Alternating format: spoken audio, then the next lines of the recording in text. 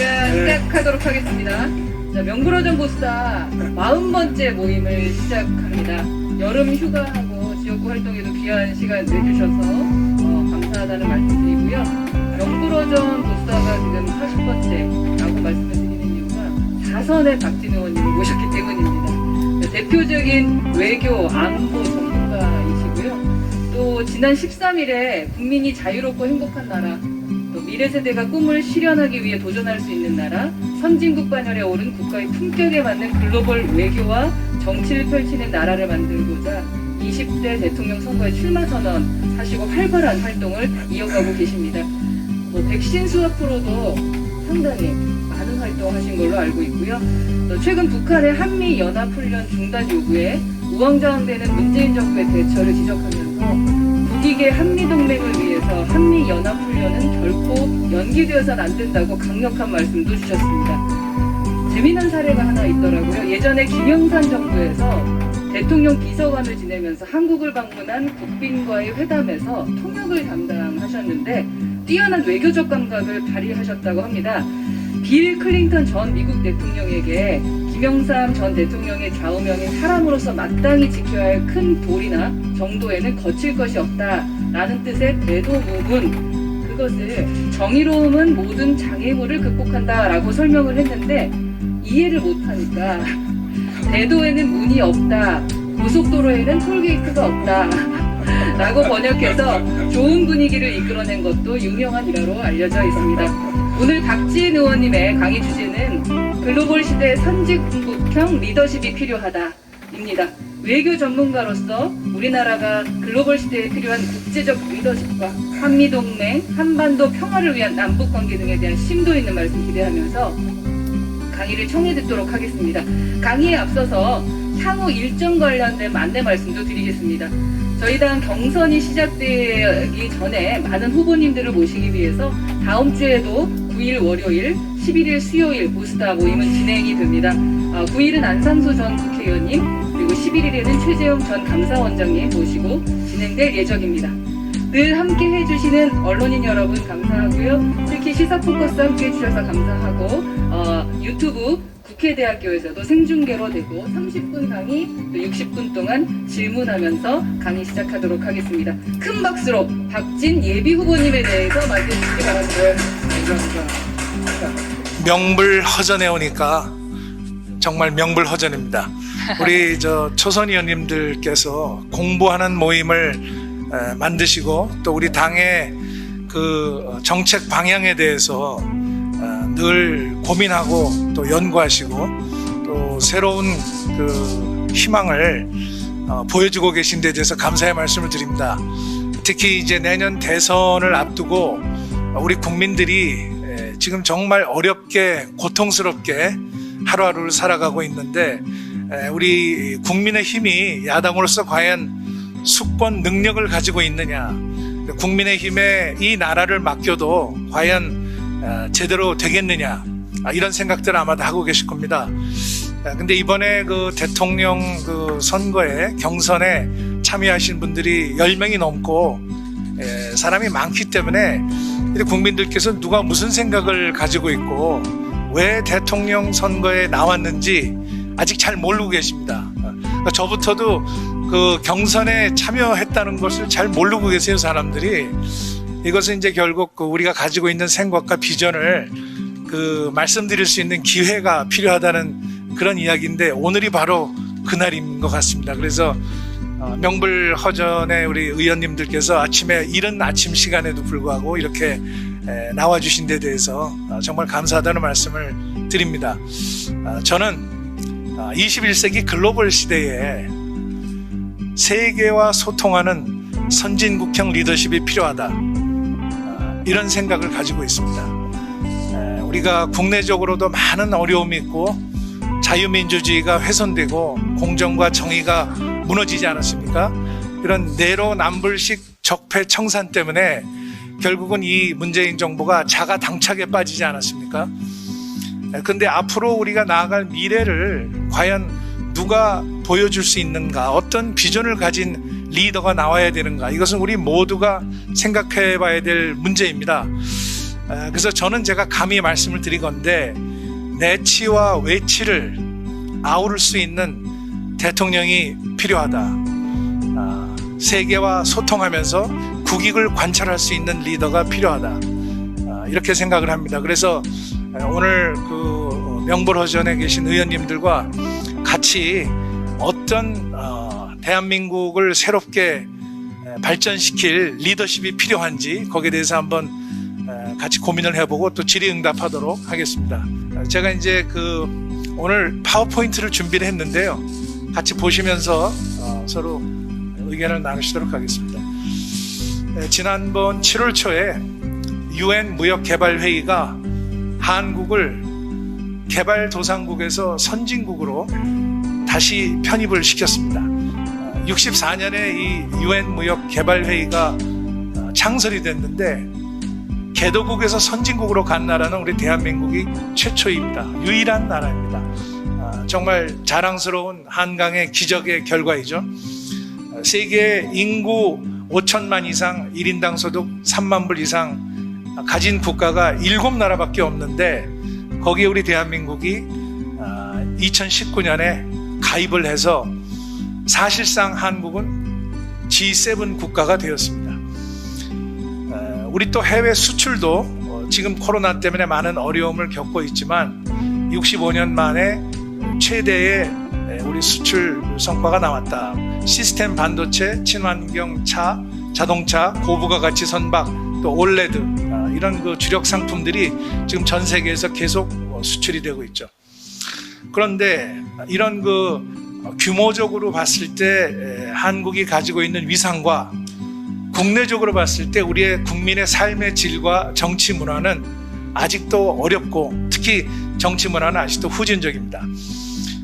청와대는 우리 대통령 중심제이기 때문에 대통령이 근무를 하는 곳인데 이곳이 너무 국민들로부터 격리되어 있고 권력은 집중되어 있고 하기 때문에 이것이 제왕적 대통령의 온상이 되고 있다. 이렇게 저는 보고 있습니다. 저 자신이 청와대에서 5년 동안 대통령을 모시고 비서관 생활을 했기 때문에 청와대가 얼마나 격리되어 있는 곳인지 그리고 지금 21세기형 이런 선진국가로 가는 길목에서 청와대가 얼마나 바뀌어야 되는지 누구보다도 잘 알고 있습니다. 저는 이 청와대 본관의 건물이 너무 궁궐식으로 되어 있고 대통령과 국민들을 격리시키는 그러한 문화이기 때문에 저는 차라리 청와대 본관을 대통령 박물관으로 만들었으면 좋겠습니다. 우리 국민들이 역대 대통령 이승만 대통령에서부터 지금 문재인 대통령에 이르기까지 그 대통령이 무슨 일을 했는지 그것을 한눈에 볼 수 있는 박물관이 필요하지 않겠습니까? 청와대를 국민한테 돌려주고 대통령은 밑에 비서들과 같이 24시간 호흡할 수 있는 현대식의 첨단 정보 기술을 가진 그러한 업무 공간을 따로 만들어서 근무를 하지 않으면 24시간 시시각각으로 변하는 이런 정치, 경제, 안보 환경에 제대로 적응할 수가 없다. 그리고 두 번째는 민정수석실은 지금 검찰, 경찰, 국정원, 국세청, 감사원 이렇게 5대 사정기관들이 전부 정보와 권력을 집중하고 있는 곳이기 때문에 제왕적 대통령제의 가장 중요한 핵심 역할을 하고 있습니다. 이 민정수석실을 폐지해서 이 기능을 사정권을 남용하지 않도록 각 기능이 각 제자리로 돌려줘야 된다. 그래야만 불행한 대통령, 임기를 마치고 나서 불행해지는 대통령을 피할 수 있다. 이렇게 주장을 합니다. 지금 우리 국민들이 가장 어려운 거 부동산이죠. 이게 지금 26번 정책이 나왔는데 부동산 전문가들도 구체적으로 설명하기 어려울 정도의 누더기 땜질식 정책이 되어 있습니다. 민생 파탄의 가장 큰 원인이 되고 있죠. 이것은 무모한 정책이고 전혀 준비 안 된 그야말로 임기응변식 정책입니다. 결국은 집값이 폭등하고 또 전세 시장의 씨가 마르고 전부 월세로 지금 다 돌려가고 있고 그 이중 가격이 형성이 되고 집 없는 서민들은 지금 앞길이 참 캄캄합니다. 자유민주주의 국가에서 내가 살고 싶은 집에 내가 감당할 수 있는 가격으로 살 수 있는 자유가 보장이 돼야 되는데 이 정부는 그 자유를 뺏어간 것입니다. 소위 부동산의 거주의 사다리를 발로 차버린 거죠. 그래서 저는 제가 대통령이 되면 임대차 3법을 폐지하고 보완할 수 있는 그런 새로운 개혁을 하겠습니다. 또 용적률이나 건폐율 규제 완화하고 또 재개발 재건축 추진하고 공공 주도로 이루어지는 이러한 주택 정책을 민간 주도로 바꾸어서 공급이 많이 이루어질 될 수 있도록 하겠습니다. 그리고 주택 정책은 새로 짓는 공급도 중요하지만 기존의 주택이 잘 거래가 돼야 주택이 공급이 되는데 거래를 방해하고 있는 것이 뭐겠습니까? 규제와 세금입니다. 따라서 양도소득세 완화하고 지금 현재 있는 주택이 잘 공급될 수 있도록 하는 그런 부동산 정책을 실시해야 한다고 생각합니다. 그리고 이 자리에 우리 경제 전문가들 많이 계십니다. 우리 윤창현 의원님도 계십니다만은 이 경제학 교과서에도 나오지 않는 소득 주도 성장은 무모한 정치 실험입니다. 소득이 오르면 경제가 성장한다? 그게 아니라 거꾸로 돼야 되겠죠. 경제가 성장해야 소득이 올라가는 거죠. 그렇기 때문에 소득이 올라가려면 역시 일자리가 있어야죠. 그래서 저는 소득 주도 성장이 아니고 일자리 주도 성장으로 바뀌어야 한다고 생각합니다. 그래야 국민소득 5만 불 시대가 조기에 달성될 수 있습니다. 그러기 위해서는 규제 풀고 세금 내리고 경제 활력을 만들어서 기업이 투자하도록 만들어줘야 일자리가 나오지 않겠습니까?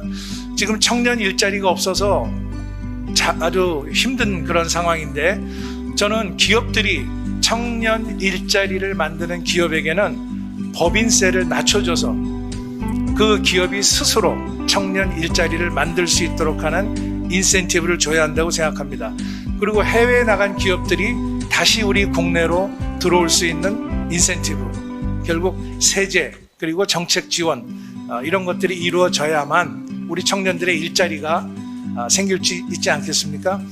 그런 그 입체적인 경제 살리기 정책을 다음 대통령은 누가 되든지 확실하게 추진해야 되겠다. 그리고 당연히 우리 그 노동 개혁 이루어야 합니다. 그동안에 미뤄왔는데 이제 더 이상 한국 경제가 성장하기 위해서는 이대로 귀족 노조들이 주도하는 그런 노동시장 지속 가능성이 없습니다. 또 제가 중소기업 그 현장에 스타트업 현장에 가보니까 주 52시간 때문에 기업을 할 수가 없습니다. 이렇게 호소하는 분들이 많이 있어요. 주 52시간 누가 일을 일주일에 다른 사람보다 많이 하고 싶은 사람은 아무도 없죠. 그러나 내가 하고 있는 일을 위해서는 52시간의 그 족쇄를 풀어줘야만 밤에도 연구를 할 수 있고 기술할 수 있고 또 그러한 기업의 활로를 열기 위해서는 유연하게 산업별로 지역별로 적용을 시켜줘야 된다. 그리고 병역 특례도 내년부터 이제 종료되는 걸로 알고 있어요. 그래서 이 기업에서 작은 기업에서 CTO가 있는데 내년에 군대를 가야 되기 때문에 기업을 더 이상 할 수 없습니다. 이렇게 호소를 하고 있습니다. 그래서 병역 특례 제도도 연장을 해줘야 한다. 이렇게 보고 있습니다. 그리고 저출산 고령화 시대에 정말 우리의 재정, 국민연금 개혁이 시급합니다. 지금 실버 일자리가 없어서 노인 빈곤, 노인 자살률이 OECD에서 가장 높고 또 코로나19가 장기화되니까 복지 사각지대가 발생을 하고 있습니다. 그리고 21세기의 글로벌 디지털 시대에 디지털 격차가 심하기 때문에 더더욱 그 노인들의 일자리는 얻기가 힘들어지는 거죠. 그래서 이것은 국가가 이러한 평생 학습의 기회를 제공하면서 재정을 다시 건전화시키기 위해서는 국민연금을 개혁을 해야 됩니다. 국민연금 재정 수지가 지금 그림에 나와 있습니다만은 결국은 국민연금에 기여하는 금액 조정을 하고 또 수급하는 기간을 조정을 해서 정치적으로 결단을 내려서 다음 대통령은 국민들에게 이것을 있는 그대로 정직하게 호소하고 동의를 구해서 국민연금을 개혁해야 되겠다, 이렇게 생각하고요. 그 다음에 우리 정부가 하는 일 중에 거꾸로 하는 일들이 너무 많습니다. 지금 4차 산업혁명 시대에 탄소 중립으로 가겠다고 얘기를 하지만 실제로 가장 친환경적이고 탄소 중립으로 갈 수 있는 원전을 폐기하겠다, 탈원전을 정책을 펴겠다, 이렇게 얘기하고 있습니다. 원전을 탈피하고 신재생 에너지로 간다는 것은 갑자기 이룰 수 있는 일이 아닙니다. 태양력, 풍력 물론 중요합니다만은 원전은 안정된 전력을 공급할 수 있는 친환경 발전 시스템이기 때문에, 그리고 우리가 세계에서 5대 원전 강국이기 때문에 대한민국의 과학기술의 총집결체인 원전을 앞으로도 계속 지속 발전시켜 나가야 하는 것이 우리의 국익이다, 이렇게 보고 있습니다. 그리고 우리 교육혁명도 이루어야 됩니다. 우리 청소년들, 그리고 우리 또 대학생들 지금 열심히 공부를 하고 있는데 너무나 교육부에서 규제를 많이 하고, 또 대학 같은 경우에는 학생 수에서부터, 과목에서부터, 그리고 또 대학 행정과 관련해서 너무나 간섭을 많이 하고 있어서 교육부에서 대학을 떼어내서 차라리 혁신 전략 부서를 새로 만들어서 대학 교육을 자유화시켜주고 그것이 R&D의 핵심으로 성장할 수 있도록 이렇게 해주는 것이 필요하다, 이렇게 생각을 합니다. 교육부를 거의 해체하는 수준으로 혁신해야만 대한민국의 새로운 미래를 열 수 있는 그 동력이 가능하고 인재 양성이 가능하다, 이런 판단을 하고 있습니다. 그리고 이제 디지털 시대에 AI, 인공지능을 이용한 학습이 이제 밀려오고 있습니다. 전 세계적으로 이제는 캠퍼스가 중요한 것이 아니고 이러한 그 디지털을 통한 학습 체제, 예를 들어서 영어 교육 같은 경우도 선생님이 학생들한테 한 명 한 명씩 이렇게 가서 가르치는 것이 아니고 그 AI 학습을 통해서 본인의 실력을 바로 인공지능이 판단을 하고 선생님은 거기서 모니터링을 해서 학생별로 수준을 판단할 수 있는 그러한 시대가 왔기 때문에 영어 교육도 질적으로 향상할 수 있는 그 잠재력이 대단히 커졌습니다. 그래서 결론적으로 말씀드리면 미래형, 이런 지속형 일자리를 만들기 위해서는 교육부를 해체하고 혁신전략부를 신설해야 된다. 그 전에 그 교육부 교육과학기술부 장관을 지낸 그 이주호 장관이 지금 주장을 하고 있는데 면밀히 검토할 필요가 있다고 생각합니다. 그리고 이제 정치는 그동안에 뭐 많은 발전도 있었습니다만은 아직도 제가 볼 때는 아까 말씀드린 제왕적 대통령, 불통 청와대, 그리고 여당은 의회가 여당이 독재를 하고 있는 그러한 지금 상황입니다. 여야 간의 상생은커녕 대화도 지금 제대로 되지 않고 있습니다. 이번에 민주당이 그 언론 징벌 손배법을 내놨는데 표현의 자유가 가장 중요한 민주주의의 핵심 가치인데 이것을 훼손하는 이러한 법은 결코 바람직하지 않습니다. 정부가 무책임하고 무능하다 보니까 자꾸 규제를 하고 자꾸 편을 가르고 그리고 상대방을 옥조이는 이러한 법들을 계속 양산을 하고 있습니다. 이렇게 되면은 결국 우리 대한민국은 내부적인 소모적 갈등 때문에 국제사회에서 우물한 개구리가 될 수밖에 없다.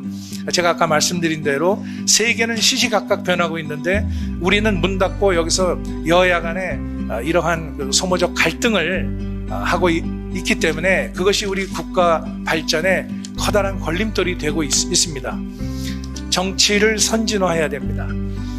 저는 제가 외교통상위원장을 하면서 이제 외국에 많은 의원 외교를 하러 다니는데 2008년에 그 조 바이든 미국 상원 외교위원장을 만나서 집무실에서 환담을 했던 적이 있습니다. 그 당시 조 바이든 대통령은 상원 외교위원장은 부통령 제의를 받고 있었습니다. 오바마 후보로부터. 그래서 그때 그 부통령 제의를 받고 8년 동안 부통령을 하고 4년 쉬었다가 이번에 대통령으로 취임을 했죠. 바이든 대통령이 저한테 만나자마자 So Chairman Park, when are you running for president? 이렇게 질문을 해서 제가 좀 당황하면서 sometime in the future 제가 그렇게 대답을 했습니다. 언젠가 미래에는 대통령에 나갈 겁니다 했는데 13년이 지나서 그 질문을 한 당사자인 바이든 위원장은 1월 달에 대통령에 취임을 했고 저는 우리 국민의힘의 대선 경선에 참여를 했기 때문에 참 지금 생각해보면 아주 감회가 새롭고요. 말이 시가 돼서 현실화되는구나 이런 생각도 하고 있습니다. 어쨌든 제가 강조하고 싶은 것은 이런 글로벌한 그런 리더십을 이제 대한민국이 발휘해야 될 때가 왔고 그 가장 중심적인 역할을 하는 것은 바로 대통령이라고 생각을 합니다. 대통령이 리스크가 아니라 대통령 찬스가 돼야만 우리 대한민국이 발전할 수 있다. 그렇게 생각을 합니다. 한번 이 그림을 보시면 지금 세계가 얼마나 치열하게 경쟁을 벌이고 있는지 알 수 있습니다. 우리 대한민국을 둘러싼 세 나라가 있죠. 중국, 일본, 러시아, 시진핑 주석, 그 다음에 푸틴 대통령, 또 스가 총리. 이 지도자들이 대한민국을 늘 바라보고 있고 또 한국과 어떻게 협력할 것인가도 생각하지만 또 자국의 이익을 위해서 한국을 어떻게 대할 것인지 그것을 늘 고민하고 있죠. 우리 대한민국의 이러한 강대국 사이에서 21세기에 헤쳐나가기 위해서는 우리 생존 전략이 필요하고 국제적인 역할과 리더십이 필요합니다. 미국과 동맹을 돈독하게 유지하면서 중국과는 실리적으로 자주 외교를 하고 또 일본과는 지금 최악의 관계에 있습니다만은 관계 개선을 통해서 자유민주주의와 시장경제와 미국과의 공통의 동맹을 통해서 서로 이익을 찾아야 됩니다.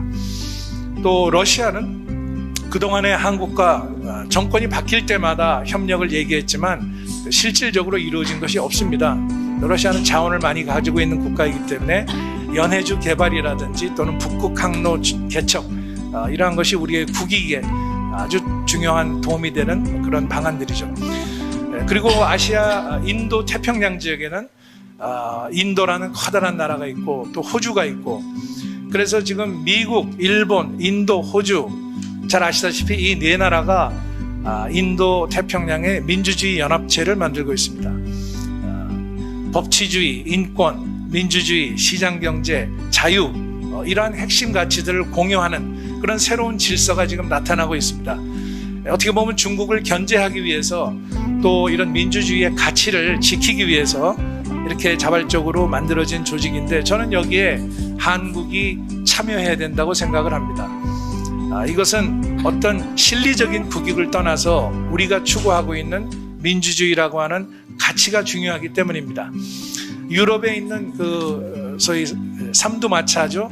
영국, 프랑스, 독일 이 나라들이 지금 전부 인도 태평양으로 오고 있습니다. 왜?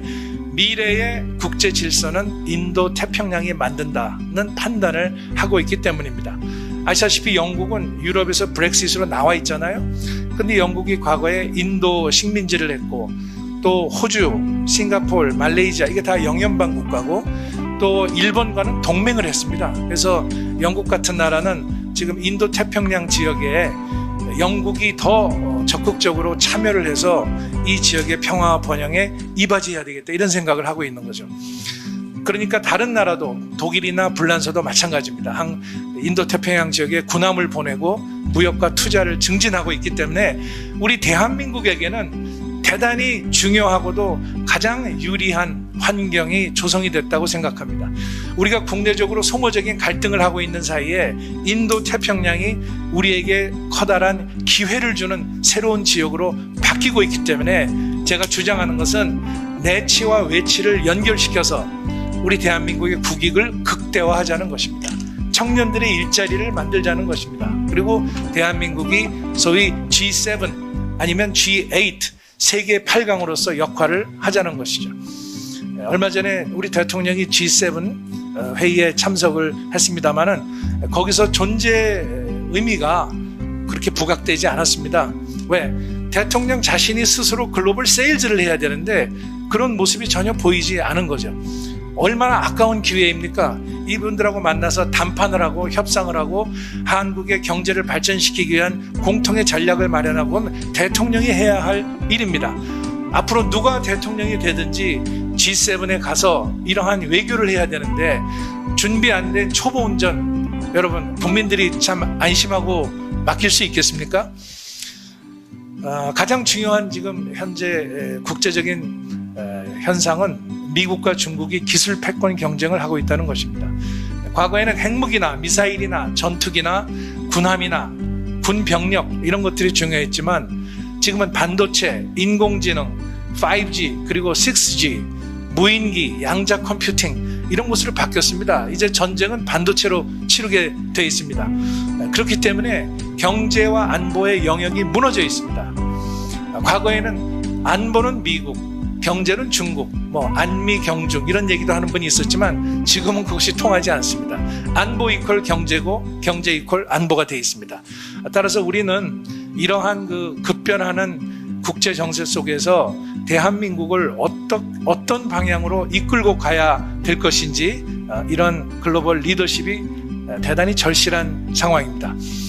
현재 우리가 보고 있는 것은 경제 안보 동맹 네트워크가 미국 주도로 이루어지고 있고 반도체, 배터리, 또 백신, 히토류 모든 분야에서 미국과 한국의 협력할 범위가 점점 넓어지고 있다는 거죠.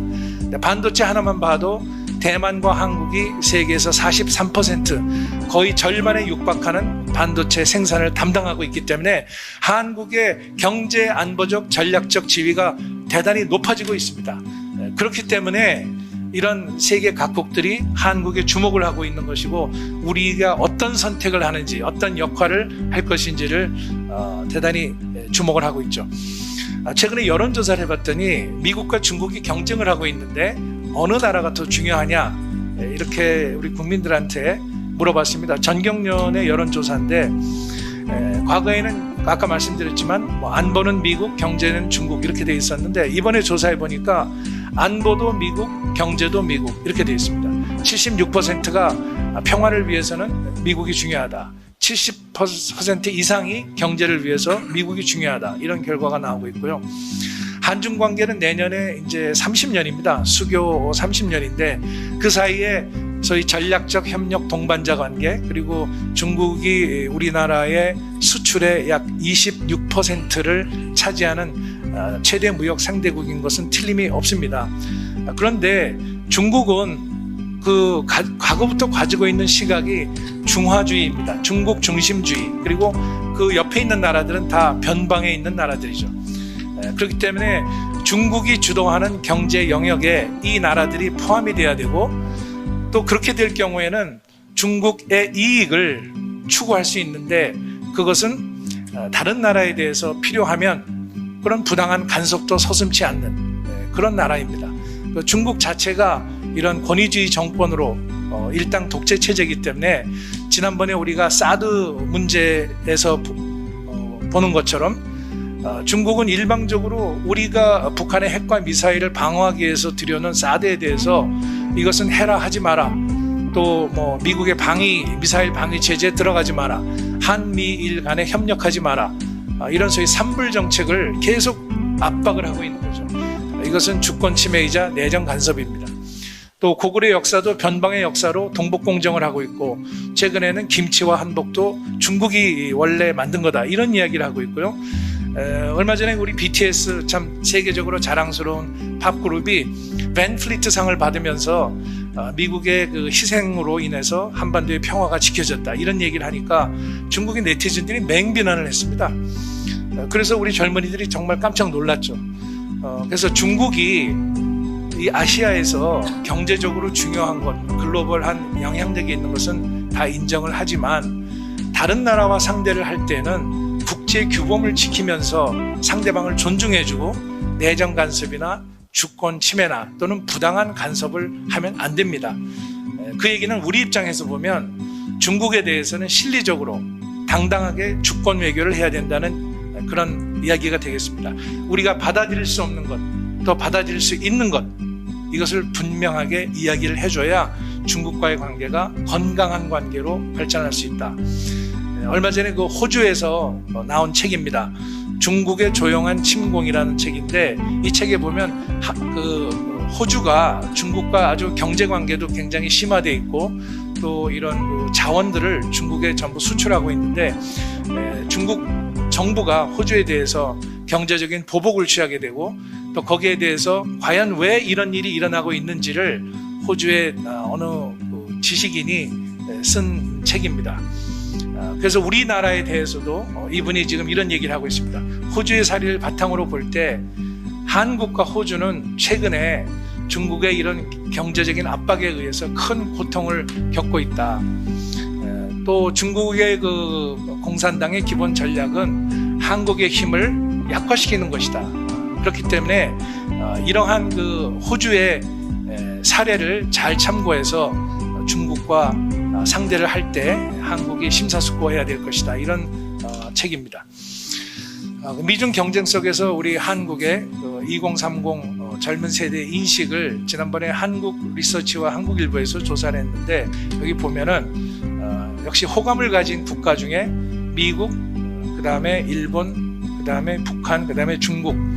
그래서 중국에 대한 그 인식이 상당히 과거에 비해서 많이 나빠지고 있다. 이런 걸 저희들이 볼 수가 있는 거죠.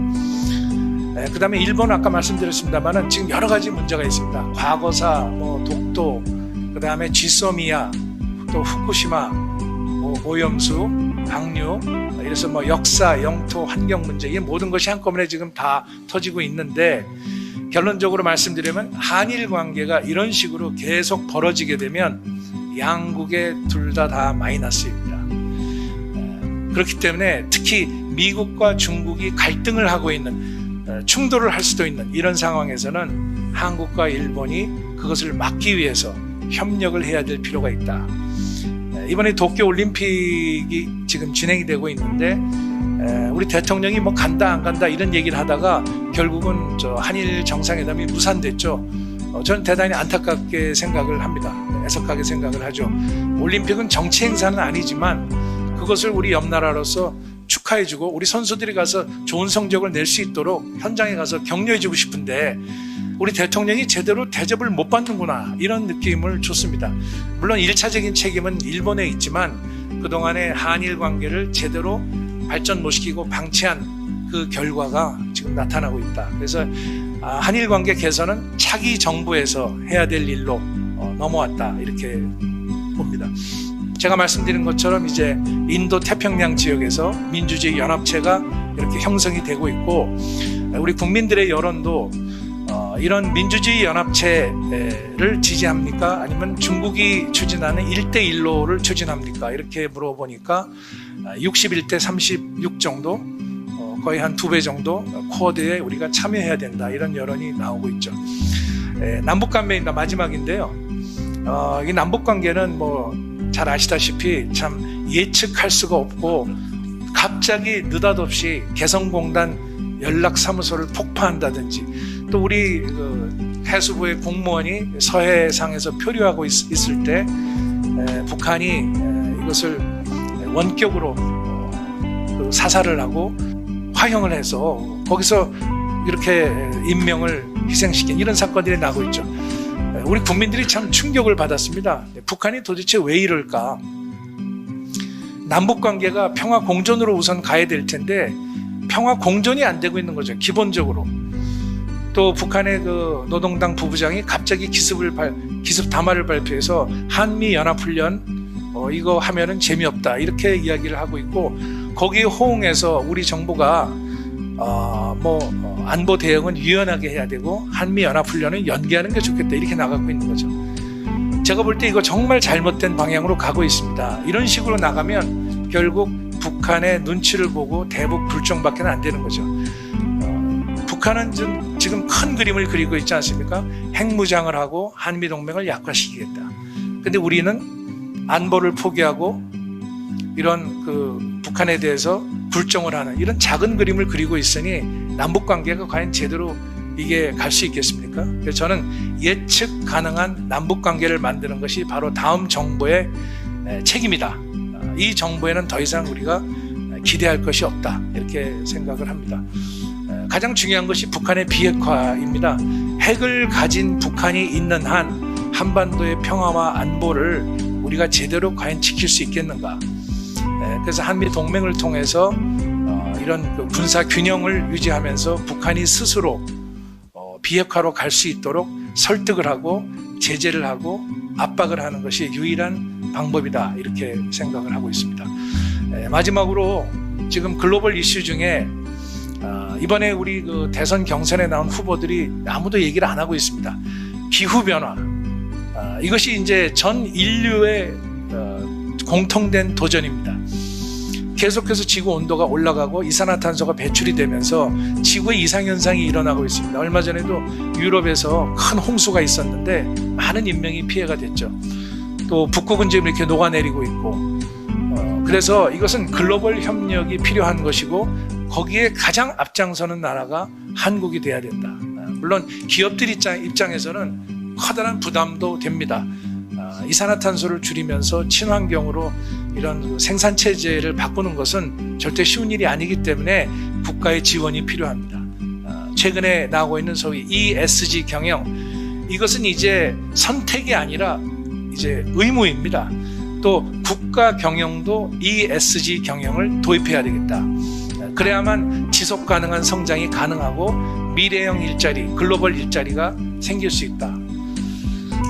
우리 지금 살고 있는 그 21세기에 가장 중요한 혁명은 인공지능 혁명인데, 아까 제가 말씀드렸습니다만은 교육에 있어서도 인공지능의 학습 체제를 도입을 하고, 또 국가 경영에 있어서도, 또 그리고 우리의 그 외교 전략에 있어서도 이러한 글로벌한 기술 동맹을 맺어서 한국의 미래 먹거리를 만들어야 되는, 그것이 바로 우리의 커다란 지금 과제가 되어 있습니다. 또 백신만 해도 그렇습니다. 이 정부가 K 방역 잘한다고 자화자찬하다가 백신 대란이 일어나고 이제는 예약 참사까지 나오게 됐습니다. 저희가 그 국민의힘에서 작년부터 계속 주장을 했습니다. 가장 중요한 것은 근본적인 이 코로나 바이러스의 해결책은 백신이다. 그런데 백신을 빨리 시급하게 좋은 백신을 확보해서 국민들에게 접종을 하지 않으면 이 백신 사태를 감당할 수 없을 것이다. 필요하면 미국이나 이스라엘과 백신 스와프를 해서 남는 여유분의 백신을 우리가 먼저 빌려 쓰고 우리가 생산하거나 확보해서 되갚는 백신 스와프가 필요하다고 그렇게 얘기를 했습니다. 그리고 5월 달에는 저와 최형두 의원이 미국에 직접 가서 야당의 의원 외교를 통해서 대한민국과 스왑을 해야 되고 특히 우리 국군 장병들에게 백신을 공급해야 된다 이렇게 얘기를 했는데, 그나마 다행으로 지난번에 바이든 대통령이 우리 한국 군을 위해서 백신을 공급을 해서 지금 예비군과 민방위 하는 분들이 백신을 접종을 하게 됐죠. 그 사이에 이스라엘과는 백신 스왑이 실제로 일어났습니다.